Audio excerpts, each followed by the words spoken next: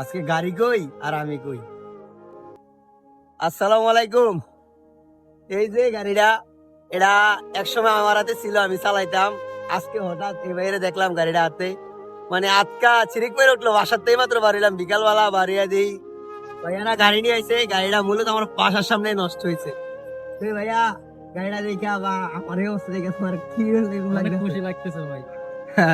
এই গাড়িটা আমি একসময় ড্রাইভ করতাম। এই যে এই গাড়িটা, গাড়ির নাম্বার ছিল ঢাকা 59।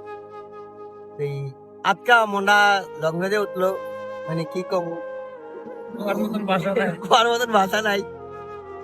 এই ভালো লাগলো ভাইয়া, দোয়া করি। আর তুমি আমাকে দোয়া করো ইনশাল্লাহ। তো রাস্তাঘাটে খুব সামনে সাবধানে চালাইবা, ওস্তাদের লগে থাকবা, ঠিক আছে?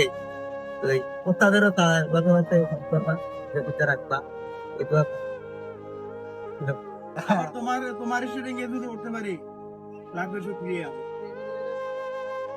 আসলে ভাই গাড়িটা দেখিয়া, মানে গাড়িটা ধরে চাইলাম, মনটা শান্তি লাগলো।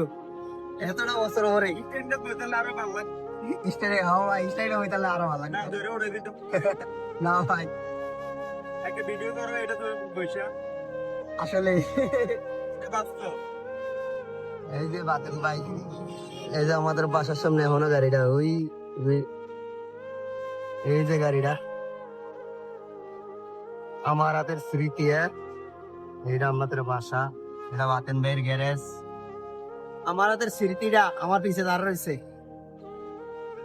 ধ্বংস, এটা হচ্ছে ভাগ্য ভাইয়া, ধ্বংস না। এটা আমার কপালে ছিল এরকম।